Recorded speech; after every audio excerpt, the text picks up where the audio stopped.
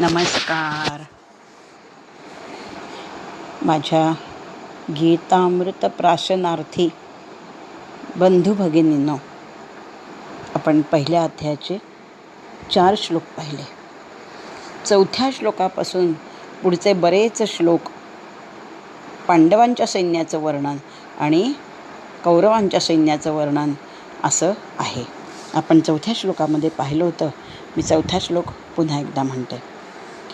अत्र शूरा महेश्वासा भीमार्जुन समायुधी युयुधानो विराटश्च द्रुपदश्च महारथ.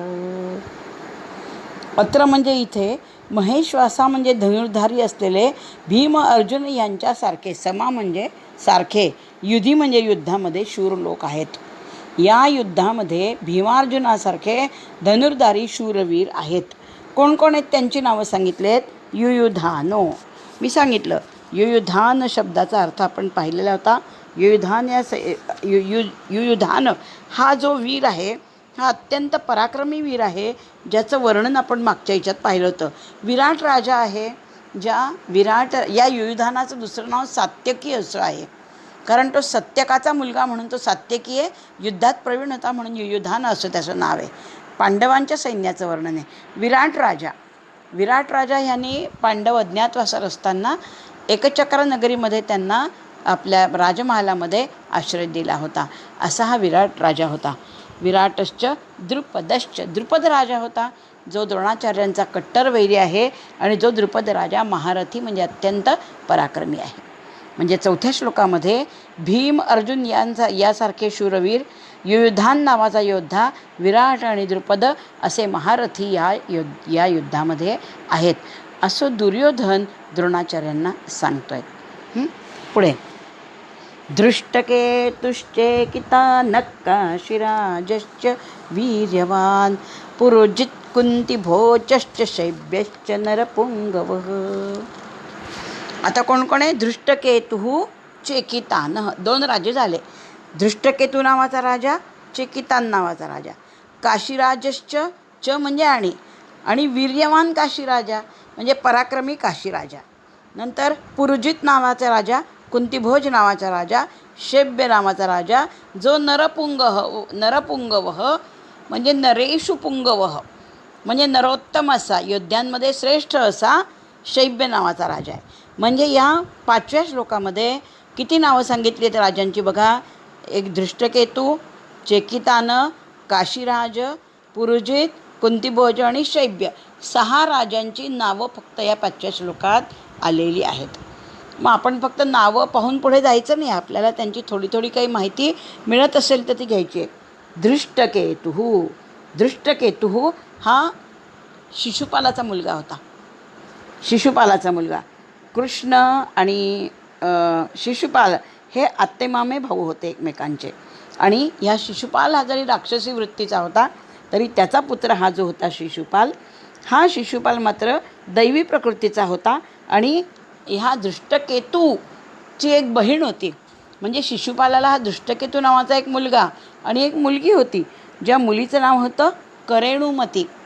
अत्यंत सुंदर, अपूर्व सौंदर्य असलेली ही करेणुमती होती आणि ती पांडवांमधल्या अत्यंत देखण्या अशा नलाला दिली होती. नल नाही, शेवटचे कोण, भीम अर्जुन नकुलाला दिली होती. नल नाही, नकुल सहदेव, माद्रीची मुलं. त्याच्यापैकी 5 पांडवांमध्ये अत्यंत देखणा उमदा असा हा नकुल होता. या नकुलाला त्या दृष्टकेतूची बहीण दिली होती. शिशुपाल राक्षसी वृत्तीचा होता, तरी दृष्टकेतू मात्र सात्विक प्रवृत्तीचा आणि श्रीकृष्णाच्या बाजूने होता. त्यामुळे तो पांडवांच्या सैन्यामध्ये तो होता. दृष्टकेतू शिशुपालाचा मुलगा, त्याची बहीण करुणुमती ती नकुलाला दिलेली होती. असा हा दृष्टकेतू आहे. दृष्टकेतू शब्दाचा अर्थ, दृष्टकेतू म्हणजे सहन न होणारं, म्हणजे दृष्टकेतू ध्वजासारखा श्रेष्ठ, असा दृष्टकेतू शब्दाचा अर्थ आहे. दृष्टकेतू. मग आहे चेकितान. चेकितान हे पण राजाचंच नाव आहे. चेकितान हा वृष्णीवंशातला राजा आहे. वृष्णीवंश म्हणजे श्रीकृष्णाचा वंश. सूर्यवंश आणि चंद्रवंश असे 2 आहेत. श्रीरामचंद्र हे सूर्यवंशातले, श्रीकृष्ण हे चंद्रवंशातले आहेत. चंद्रवंशामध्ये वृष्णी नावाचा वंश होऊन गेला, म्हणून कृष्णाला वार्ष्णेय असंही एक नाव आहे. याच वृष्णी वंशामधला चेकितान हा अतिशय प्रख्यात वीर होता. तो पांडवांच्या बाजूनी लढत होता. युधिष्ठिराच्या राजसूय यज्ञामध्ये हा जेव्हा आला होता, तेव्हा त्यांनी युधिष्ठिराला एक अद्वितीय भाला भेट म्हणून दिला होता. पांडवांची आपुलकीने राहणारा असा हा चेकितान राजा होता. तर ह्या चेकितानानंतर नाव कोणाचं आहे? काशीराजा. काशी देशचा हा राजा, म्हणून त्याचं नाव काशीराज. ह्या काशीराजाची कथा विख्यात आहे. 3 कन्या याच्या, अंबा, अंबिका, अंबालिका. त्यांचं स्वयंवर यांनी मांडलं की जो हा पण जिंकेल त्याला या 3 कन्या मी देईन. त्यावेळेला भीष्माचार्यांनी प्रतिज्ञा केली होती की मी आजन्म ब्रह्मचारी राहीन, पण त्यांचा लहान भाऊ, सावत्र भाऊ विचित्रवीर्य, याच्यासाठी त्या 3 कन्या त्यांना पळवून आणायच्या होत्या. त्याला कोणी मुली सांगून येत नव्हत्या विचित्रवीर्याला, म्हणून भीष्माचार्य त्या स्वयंवरात गेले आणि काशीराजाशी लढाई करून आणि तो पण जिंकून 3 राजकन्या उचलून ते घरी घेऊन आले आपल्या विचित्रवीर्यासाठी. त्यापैकी जे अंबा होती, अंबा, त्या अंबाचं शाल्व नावाच्या राजावर प्रेम होतं. तिने भीष्मांना स्पष्ट सांगितलं की मी विचित्रवीर्याबरोबर लग्न करू शकणार नाही, कारण माझं शाल्वावरती मनाने मी त्याला वरलेलं आहे. तेव्हा भीष्मांनी तिला सन्मानाने शाल्व राजाकडे पाठवली, पण शाल्वराजाने तिचा धिक्कार केला की एकदा तू त्या पांडवांच्या हस्तिनापुरात जाऊन राहिली, तुझा मी स्वीकार करत नाही. पुन्हा ती भीष्मांकडे आली. भीष्म म्हणाले आता मी तुझा स्वीकार करणार नाही. अशी ती 2 वर्ष भीष्माकडून शाल्वाकडे, शाल्वाकडून भीष्माकडे फिरत राहिली आणि मग संतप्त झाली. एखादी स्त्री जर तिचा अंतर्ज्वालामुखी संतप्त झाला तर ती काय करू शकते याचं मूर्तिमंत उदाहरण म्हणजे अंबा आहे. हिने प्रखर तपस्या केली आणि प्रसन्न करून घेतलं अग्निदेवांना.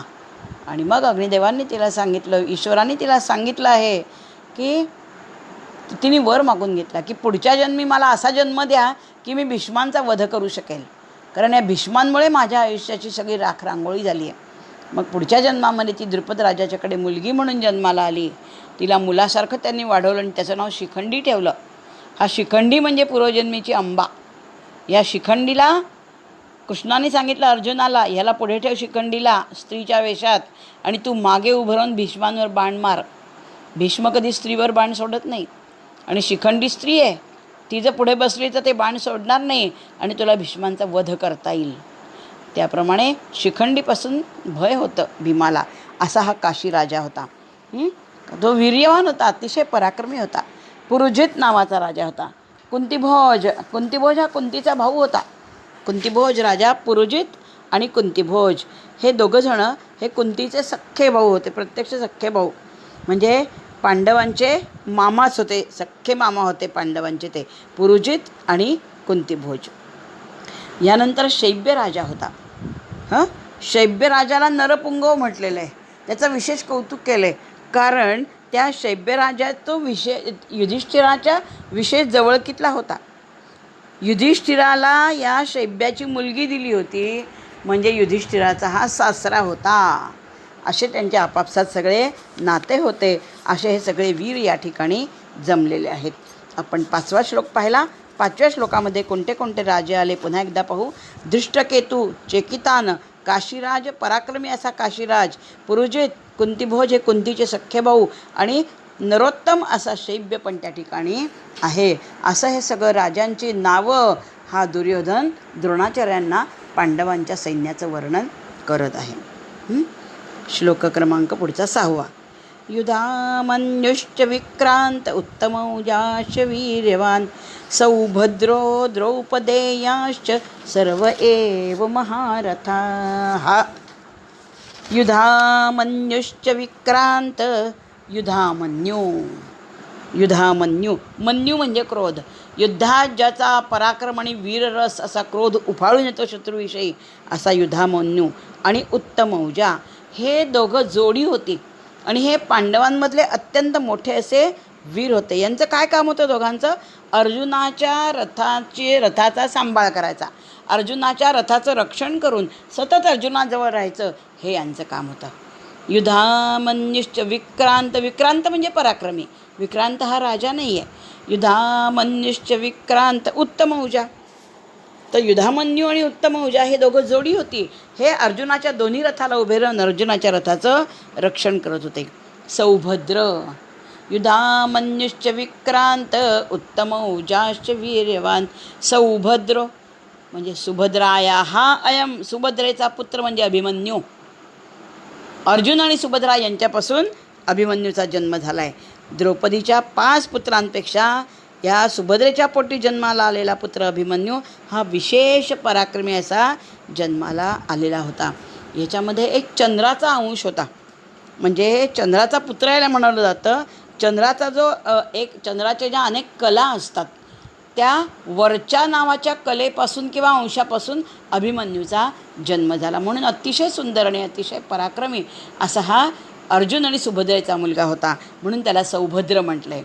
सौभद्र द्रौपदेयाश्च. आता या अभिमन्यूला माहिती आहे आपल्याला चक्रव्यूहाची विद्या आईच्या पोटात असतानाच मिळाली होती. आता द्रौपदेय हा म्हणजे द्रौपदीचे 5 पुत्र. द्रौपदीला प्रत्येक पतीपासून एक मुलगा होता. धर्मराजापासून एक, भीमापासून, अर्जुनापासून, नकुलापासून आणि सहदेवापासून. तर ह्या द्रौपदीला युधिष्ठिरापासून म्हणजे सगळ्यात ज्येष्ठ पांडवापासून जो पुत्र झाला त्याचं नाव प्रतिविंध्य असं होतं. त्याच्यानंतर भीमाच्यापासून तिला जो मुलगा झाला द्रौपदीला त्याचं नाव सुतसोम असं होतं. आणि अर्जुनापासून तिला जो मुलगा झाला त्याचं नाव श्रुतकर्मा असं होतं. आणि नंतर नकुलापासून तिला जो मुलगा झाला तो शतानिक असा होता. आणि सहदेवापासून तिला जो मुलगा झाला त्याचं नाव श्रुतसेन असं होतं. हे सगळे 5ही जण द्रौपदेय म्हणवले जातात. जसा सुभद्रेचा मुलगा सौभद्र, द्रौपदीचे मुलगे द्रौपदेय, दशरथाचा मुलगा दाशरथी, जनकाची मुलगी जानकी, वसुदेवाचा पुत्र वासुदेव, गंगेचा मुलगा गांगेय, सुमित्रेचा मुलगा सौमित्र. ह्या सगळ्यांना तद्धित म्हणतात. संस्कृत व्याकरणाचा भाग आहे हा. तर द्रौपदीचे हे 5 मुलं अनुक्रमे 5 पांडवांपासून झालेले सुतसोम, श्रुतकर्मा, हे प्रतिविंध्य, सुतसोम, श्रुतकर्मा, शतानिक आणि श्रुतसेन अशी ही 5 मुलं तिला 5 पांडवांपासून झालेली. ही 5ही पुत्र जे होते हे त्या ठिकाणी आलेले होते. महारथी म्हटलेलं आहे या 5ही पुत्रांना. त्यामुळे सौभद्र द्रौपदेयाश्च सर्व एव महारथा. या सगळ्यांना महारथी म्हटलं गेलेलं आहे. महारथी आणि महेश्वासा. महारथी म्हणजे महापराक्रमी असे हे 5ही पुत्र होते. म्हणजे खालच्या श्लोकामध्ये 6व्या श्लोकामध्ये कोणते कोणते राजे आलेत ते आपण एकदा पुन्हा पाहू. युधामन्यू होता. विक्रांत युधामन्यू म्हणजे पराक्रमी युधामन्यू, पराक्रमी उत्तमौजा या दोघांचं काम अर्जुनाच्या रथाचं रक्षण. सौभद्र म्हणजे सुभद्रेचा मुलगा अभिमन्यू. द्रौपदेया हा महारथा हा द्रौपदेया हा महारथी असे द्रौपदीचे 5 पुत्र सगळे या पांडव सैन्यामध्ये आहे असं दुर्योधन द्रोणाचार्यांना सैन्याची फक्त नावं सांगत आहे. आपण जेवढी आवश्यक आहे तेवढी सैन्याची माहिती आपण घेतो आहोत. आता श्लोक क्रमांक 7 आपल्याला पाहायचा आहे. 6वा श्लोक पुन्हा एकदा म्हणते. युधामन्युश्च विक्रांत उत्तमौजाश्च वीर्यवान सौभद्र द्रौपदेयाश्च सर्व एव महारथा. इथपर्यंत 6व्या श्लोकापर्यंत पांडव सैन्याचं वर्णन झाल्यावर आता दुर्योधन स्वतःच्या सैन्याचं वर्णन द्रोणाचार्यांजवळ करतो आहे. या 7व्या श्लोकात तो स्वतःच्या सैन्याचं वर्णन करतो आहे. 7वा श्लोक. अस्माकं तु विशिष्टाये तान्निबोधद्विजोत्तम नायका मम सैन्यस्य सैन्यार्थं तान् ब्रवीमि ते. आता अस्माकमच्या कवर अनुस्वार आहे आणि पुढे त आला आहे. मग त वर्गातलं शेवटचं अनुनासिक न येतं म्हणून अस्माकमच्या अनुस्वाराच्या इथे न लिहून घ्यायचा हलंत. अस्माकं तु विशिष्टाये तान्निबोधद ध रागातील, कारण पुढे द्वि हे जोडाक्षर आलं आहे. पुढे जोडाक्षर अलीकडे ऱ्हस्व अक्षर असेल तर त्याच्यावर आघात असतो. तान्निबोधद्विजोत्तम नायका मम सैन्यस्य य पूर्ण संज्ञार्थं तान् ब्रवीमि ते. संज्ञार्थं थवर अनुस्वार आहे त्या अनुस्वारापुढे त आला आहे म्हणून न करायचा आहे त्याचा. संज्ञार्थंतान् ब्रवीमि ते. पुन्हा एकदा. अस्माकन्तु विशिष्टाये तान् निबोधद्विजोत्तम नायका मम सैन्यस्य संज्ञार्थंतान् ब्रवीमि ते. हे द्विजोत्तम म्हणजे हे ब्राह्मणश्रेष्ठा.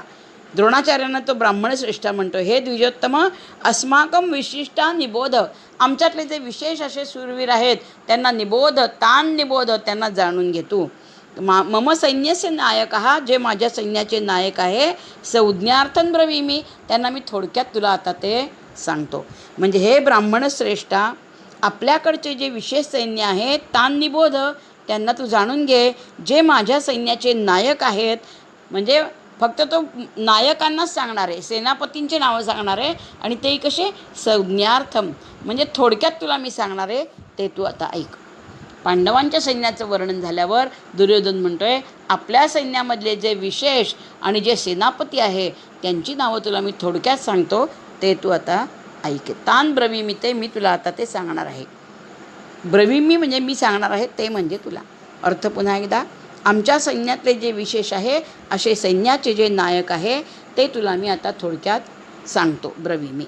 असा या 7व्या श्लोकाचा अर्थ झाला आहे. आज आपण इथेच थांबूया. मागचे ऑडिओ पाठवा. शंका असेल तर विचारा. इत्यलम.